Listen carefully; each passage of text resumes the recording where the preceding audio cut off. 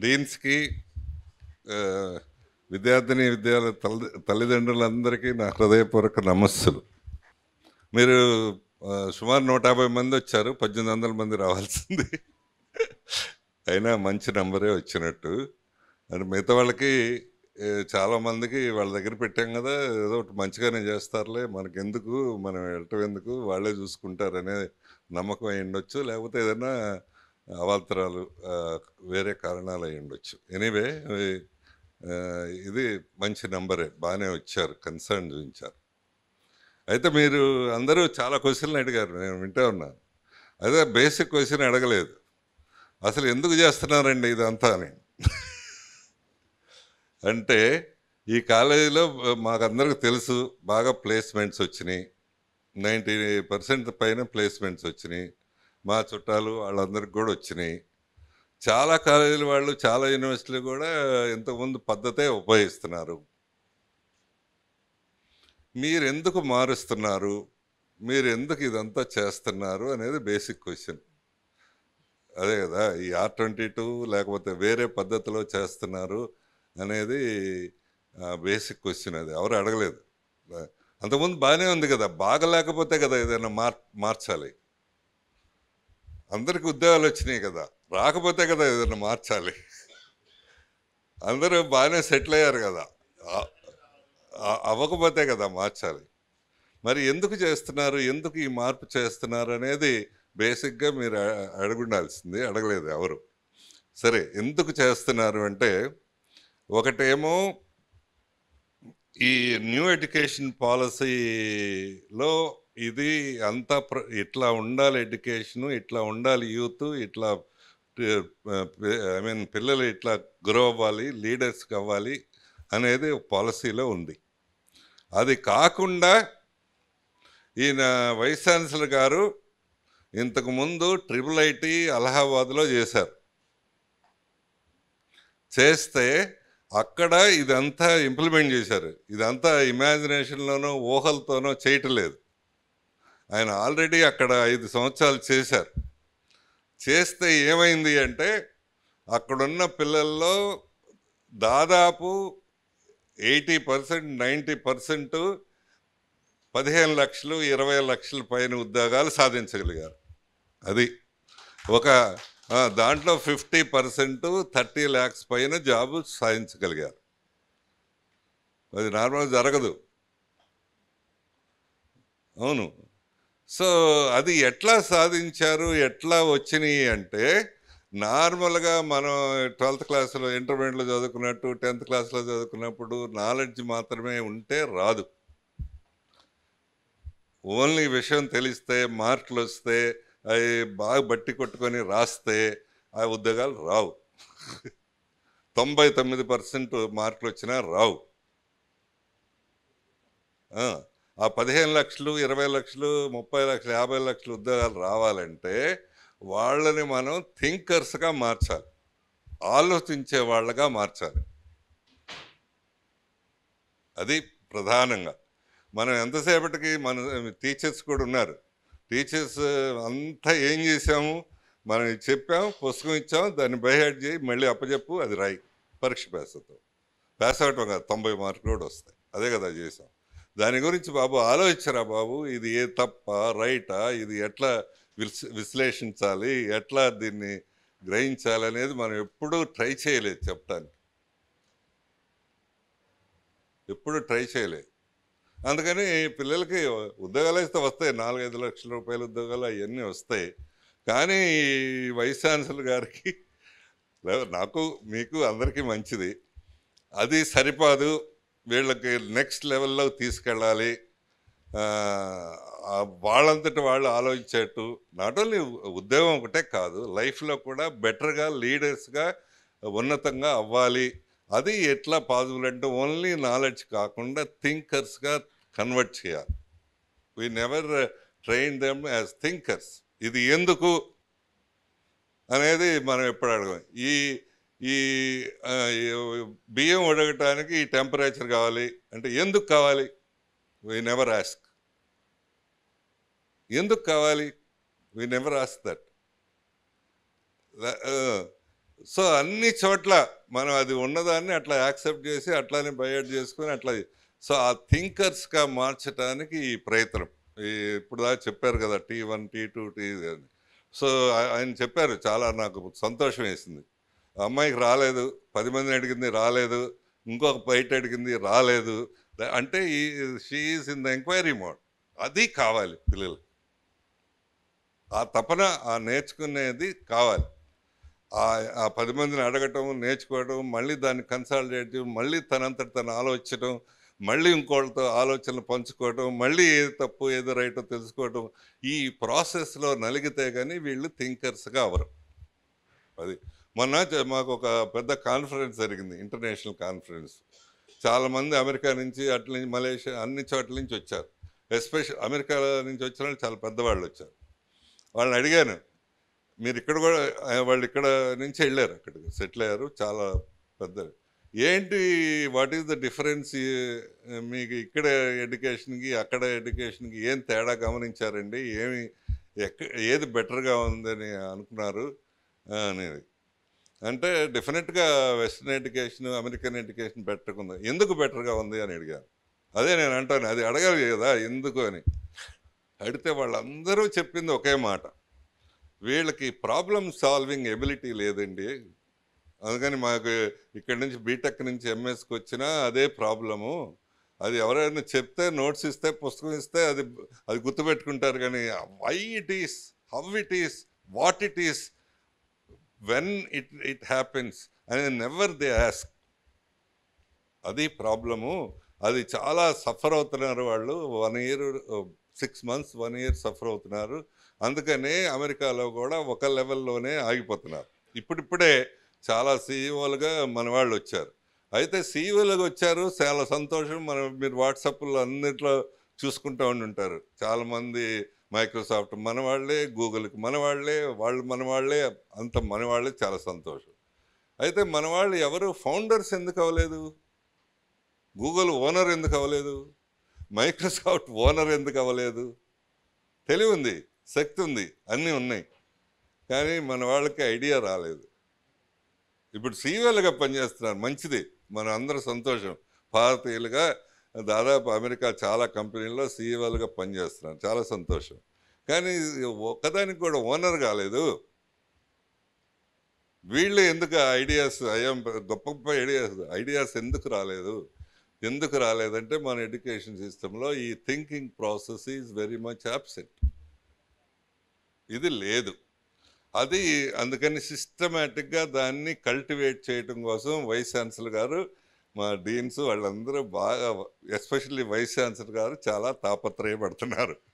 So నాకు తెలియదు 4 ఏళ్ల తర్వాత ఏమవుతుంది అనేది.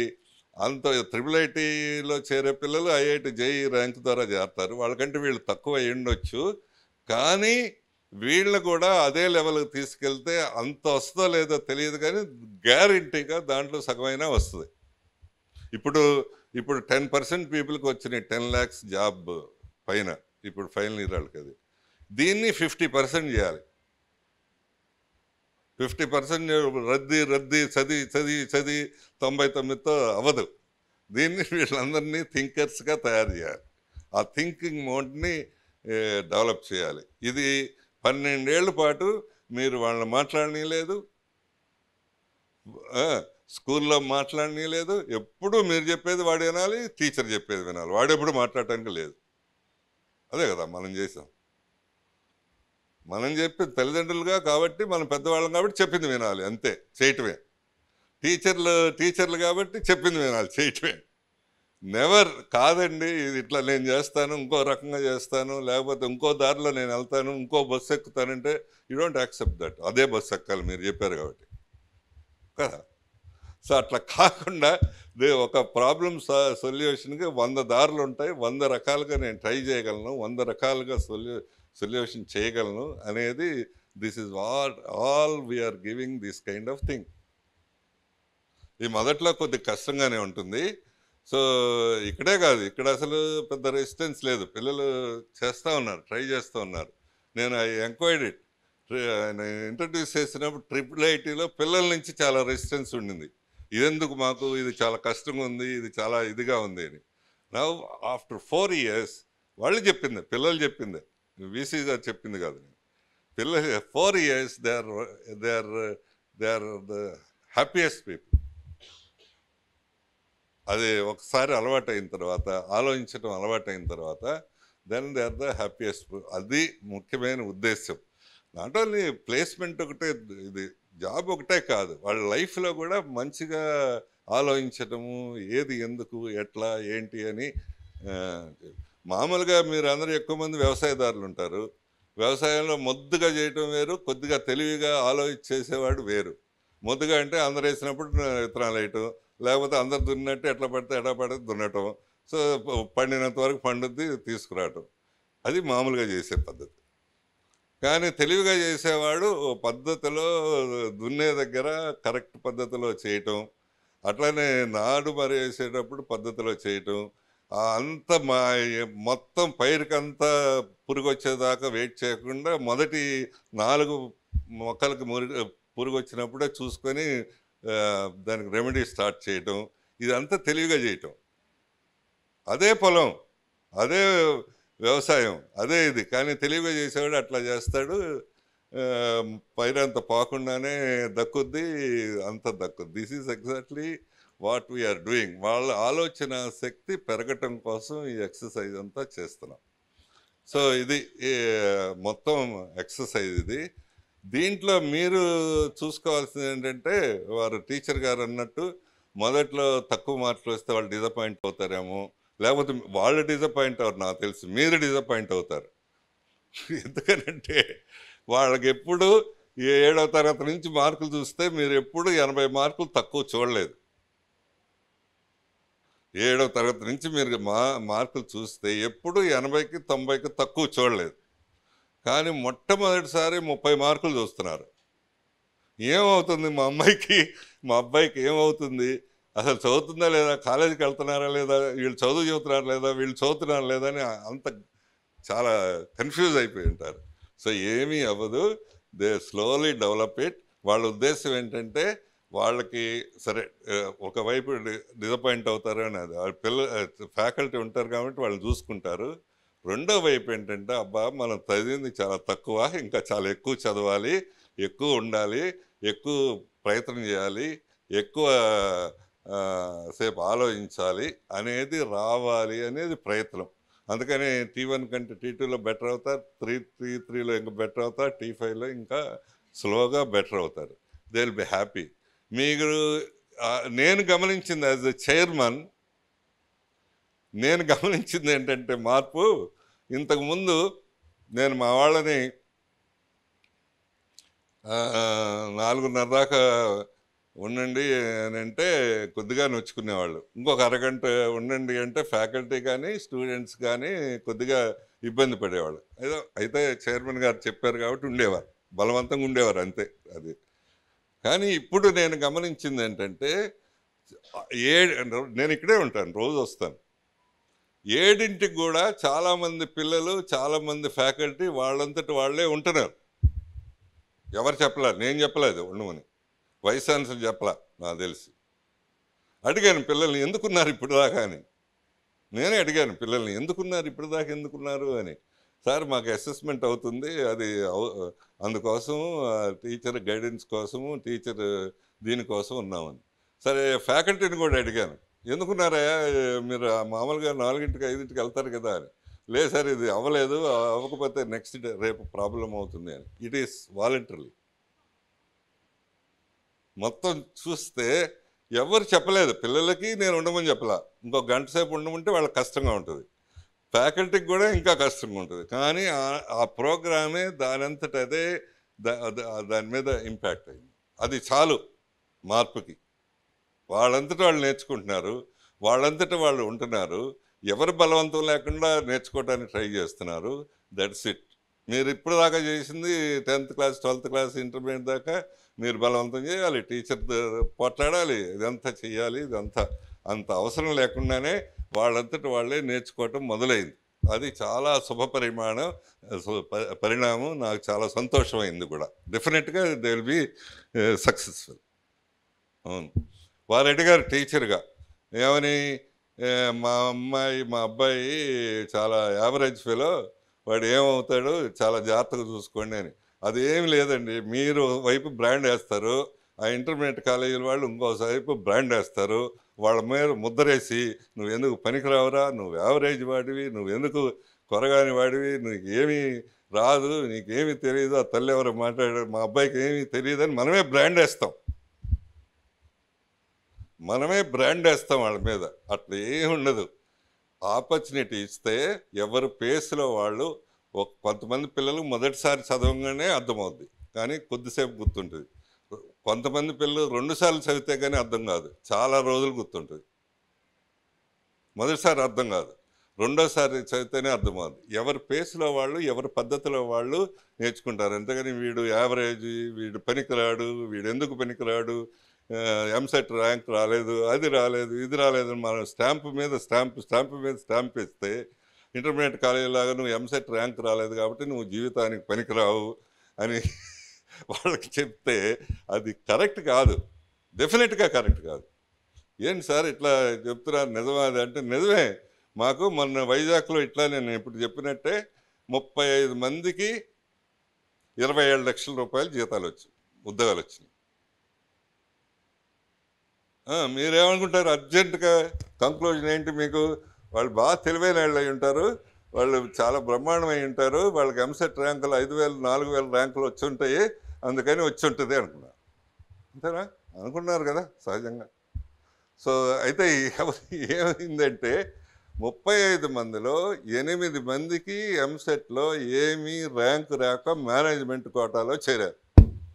1,00,000 ర్యాంక్ కోట రాల. నిజం, అది నమ్ముతారో లేదో నాకు తెలియదు. అవును. మిగతా 15 మందికి, ఇంకో 15 మందికి 10,000 నుంచి 20,000 రూపాయలు ర్యాంక్ వచ్చింది.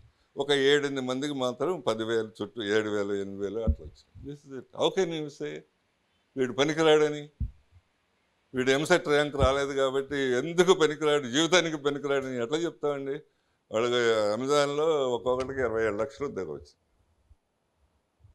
మనమేం బ్రాండ్ చేయక్కర్లేదు, మనమేం ముద్ర కొట్టక్కర్లేదు వాళ్ళ మీద. యావరేజ్ అయినా వాళ్ళ పేస్లో వాళ్ళు only thing we have to encourage. అయితే వీళ్ళు వైస్ ఛాన్సలర్ గారు వాళ్ళు చాలా ఎఫర్ట్ పెట్టారు దీనికి.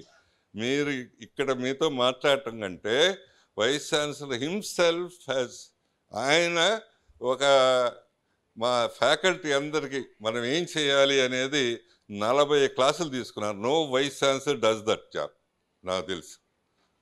అవును, వైస్ ఛాన్సలర్ గవర్నమెంట్ యూనివర్సిటీ అయినా ప్రైవేట్ యూనివర్సిటీ అయినా వాళ్ళు ఎందుకు ఉంటారంటే గుమ్మస్తాలకు సంతకాలు పెట్టడానికి ఉంటారు. చదువు చెప్పడానికి చాలా తక్కువ మంది వైస్ ఛాన్సలర్ ఉండేది. కానీ మా ఫ్యాకల్టీ మొత్తానికి 40-50 గంటలు ఇది మనం ఎట్లా చేయాలి, దీన్ని 4 years ఎట్లా ముందుకు తీసుకెళ్ళాలి అని అంత ఎఫర్ట్ పెట్టాడు ఆయన. అవును, అంత ఎఫర్ట్ అయింది. ఇది అది మీరు చూడలేరు కదా, మీకు కనపడదు కదా. This is how it was happen. అందుకని ఇప్పుడు ఆయన ఎంత తరవుగా ఉన్నారో మా ఫ్యాకల్టీ కూడా అంతే తరవుగా ఉన్నారు. It happen slowly. సో ఒకటే మీరు చూసుకోవాల్సింది, మీకు ఇదంతా ఎంతసేపు చెప్పినా కొద్ది కన్ఫ్యూజన్ ఉంటుంది. మీకు అంతా చూడాల్సింది ఏంటంటే పిల్లలు సంతోషంగా కాలేజీకి వస్తున్నారా, బాధపడతా ఏడుస్తూ వస్తున్నారా? దేట్స్ ద మ్యాటర్. అవును, బాధతో కష్టంగా ఏడుస్తూ వస్తే there is some problem, serious problem. అంటే వాళ్ళకి అర్థం కావట్లేదు, లేకపోతే ఇక్కడ ఏదో టీచర్స్ బాగాలేదు, సౌకర్యంగా లేదు, అంటే బెనిఫిట్ జరుగుతున్నట్లేదు, ఉపయోగం జరుగుతున్నట్లేదు అనేది. అది మీరు స్కూళ్ళల్లో ఇంటర్మీడియట్ కాలేజీలో చూశారు. అది ఇక్కడ కూడా అట్లా బాధతో కష్టంగా నిద్రలేచి కష్టంగా వస్తే ఏదో ప్రాబ్లం ఉంది. మీరు మళ్ళీ ఈ మీటింగ్ కాకుండా ఇంకోసారి వచ్చి కనిపించింది ఆ టీచర్, ఏదో ప్రాబ్లం ఉంది. అట్లా కాకుండా వాళ్ళు హుషారుగా లేచి వాళ్ళంతటి వాళ్ళు కనుక కాలేజీకి వస్తుంటే ఎవ్రీథింగ్ ఈజ్ రైట్. అది simple thumb rule test. Test is that. వాడు హుషారుగా వాళ్ళంతటి వాళ్ళు లేచి వాళ్ళంతటి వాళ్ళు చదువుకొని వస్తుంటే ఎస్, గుడ్. సో అది తర్వాత అక్కడ ఒక అమ్మాయి అడిగింది, హాస్టల్లో వైఫై రావట్లేదు అని. అంతా నాకు తెలుసు, కరెక్టే, రావటం లేదు. అది రెక్టిఫై చేస్తారు కానీ అది రెక్టిఫై చేసిన తర్వాత you have to know your limits. అంటే ఈ పర్టికులర్ అమ్మాయి నిజంగానే కోడింగు లేకపోతే నిజంగానే టెక్నికల్గా యూస్ చేస్తుండొచ్చు. ఈ ఏజ్ అట్లాంటిది కాబట్టి వాళ్ళు కనుక ఈ పోర్నోకి ఇంకో దానికి అలవాటు పడిపోతే నెక్స్ట్ డే స్లీపే ఉండదు, అది ఆ స్లీపే అవ్వదు, నెక్స్ట్ డే కాలేజీకి రాలేరు, నెక్స్ట్ మొత్తం లైఫ్ అంతా పాడైపోద్ది. దానికి అంటే అందరు పెద్దవాళ్ళే కాబట్టి చెప్తున్నాను, పిల్లలు తక్కువ. అది ఏమవుద్ది, పోర్నో చూడటం ఒకసారి మనుషులకు అలవాటు అయిన తర్వాత అంటే నార్మల్ సెన్సిటివ్నెస్ అంతా మిస్ అవుద్ది. అంటే ఒక అమ్మాయి చూడంగానే ఫీల్ రావాలి, అది రాదు. అట్లాంటి చూస్తే కానీ రాదు. ఒక అబ్బాయిని చూడంగానే ఏదో ఒక రకమైన ఫీల్, మంచి ఫీల్, లేకపోతే family life totally will get disturbed. This is not the problem of ourselves, problem of even Mumbai IIT. వాళ్ళు అంతా ప్రొవైడ్ చేసి, ఐఐటి కాబట్టి డబ్బులు ఉంటాయి కాబట్టి అంతా ప్రొవైడ్ చేస్తే the attendance the most of the classes is less than 50%. అందుకని 10:30 11కి అదే 2 years, 1.5 year, many people got spoiled. చదువు ఇదంతా ఉద్యోగం అది ఒక ఎత్తు, అసలు లైఫ్కి పనికి రాకుండా వెళ్తారు. అందుకని ఇట్ హ్యాస్ ఇట్స్ అడ్వాంటేజ్. నేను వద్దటంటల్లా, వైఫై గ్యారెంటీ పెడతారు, ఇట్ హ్యాస్ ఇట్స్ డిసడ్వాంటేజ్. అందుకని పదే ఆలోచిస్తున్నాను, మొత్తం జనరల్ వైఫై ఇవ్వాలా లేకపోతే 2-3 రూములు ఇయర్ మార్క్ చేసి అక్కడ మొత్తం వచ్చేటట్టు చేయాలా, what is the better way అని వే టు థింక్. నిన్న వచ్చారు పిల్లలు, బయోటెక్నాలజీ పిల్లలు, 3rd year పిల్లలు అనుకుంటా. సార్ మేము రేపు కార్తీక మాసము ఆదివారము అమరావతి వెళ్తాము అని అన్నారు. చూడటానికి బాగానే ఉంది కదా, కానీ జరిగేది ఏంటి అంటే అబ్బాయిలు అమ్మాయిలు కలిసి వెళ్తారు. అది చాలా ఎక్సైటింగ్ సిచ్యువేషన్. ఎవరికైనా, మనం కూడా మర్చిపోయి ఉంటాం, అబ్బాయిలను ఇంప్రెస్ చేద్దాం అనుకుంటారు, అమ్మాయిలను ఇంప్రెస్, మామూలే కదా, అది సహజం. దాంతో ఏం చేస్తారో పక్కన నదిలో దిగుతారు. సో దిగినప్పుడు అది అన్నోటిస్డ్ థింగ్. వీళ్ళని ఇంప్రెస్ చేయడం కోసం లోపలికి వెళ్తారు. ఒకటి మునిగిపోతాడు, ఇంకోడు. ఎన్నిసార్లు మీకు నాకు తెలిసినవి జరిగినాయి. ఎవ్రీ వీక్ 4-5 డెత్స్ బాపట్ల దగ్గర, చీరాల దగ్గర. అంటే చూడటానికి ఏంటి ఈయన కన్జర్వేటివ్ ఉన్నారు, పర్మిషన్ ఇవ్వలేదు అంటే నేను వాళ్ళకి ఎక్స్ప్లెయిన్ చేశాను. సో ఇదిరా బాబు, మీరు 98 మంది బాగుండొచ్చు, కానీ 2-3 ఉంటారు కొద్దిగా. సో వాళ్ళు ఏదన్నా అయితే అంత కాలేజీ అంతా 10,000 మంది విషాదంలో మునిగిపోవాల్సి వస్తుంది. అందుకని మీరు కొట్టకుండా అటు వెళ్ళండి, అక్కడ ఏం ప్రమాదం ఉండదు, మీరు ఎంజాయ్ చేయండి, రండి, పర్లేదు అని చెప్పా.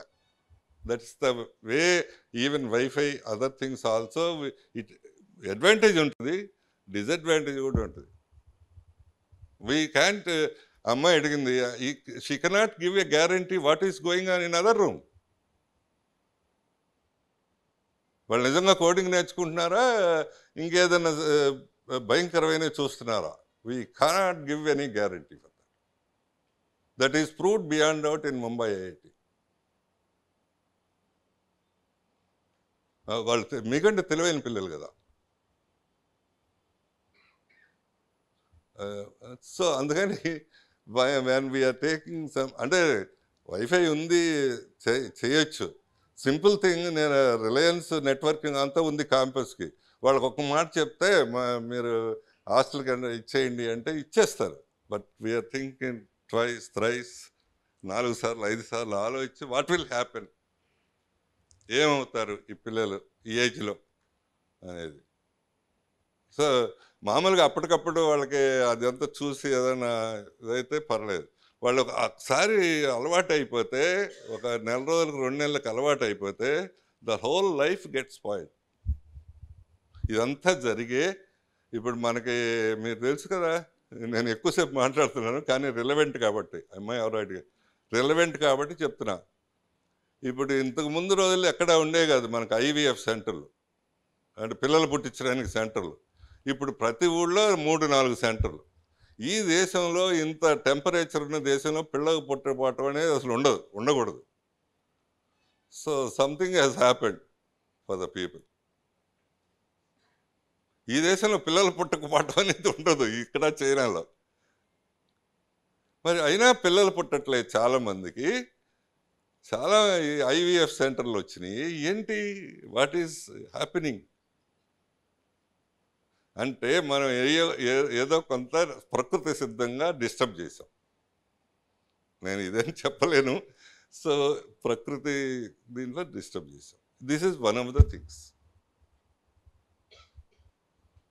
అందుకని వైఫై పెట్టడం, it is in no time I can do that.